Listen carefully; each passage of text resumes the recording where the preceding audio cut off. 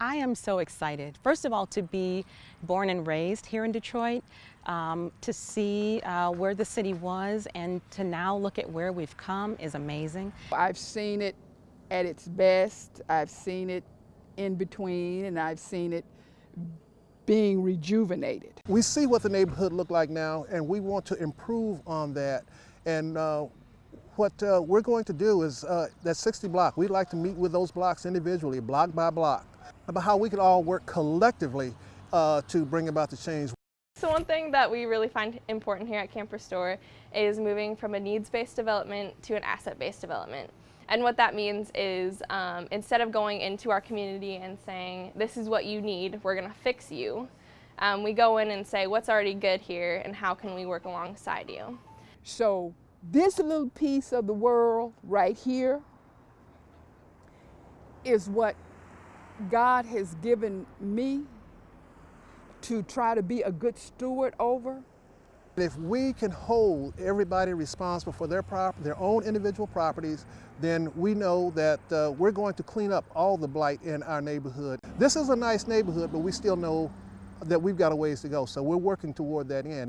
We have been doing a lot of blight removal and house board ups and working with the community organizations. So, we'll go to houses and they've been overgrown for years and years, and we will trim everything down. We'll work on the outsides of the houses. We'll pick up trash. We'll cut grass. We'll board up abandoned houses that the city wants us to. The transformation is just unbelievable. I hope that everyone can see behind me. The weeds in the grass were at least waist high. There were areas where we couldn't see the sidewalks. People ride by in awe of what was able to happen in just one day. From here, 3-5 years down the road, we're hoping to have a couple square miles by then, worked on. We plan to have houses, our community outreach centers going to be up and running by then, hopefully.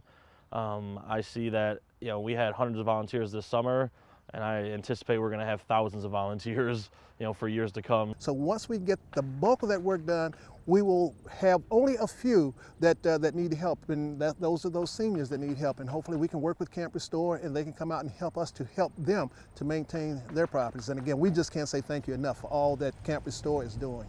One of the images that's so important to us, obviously, in the church, we believe in Easter and the resurrection.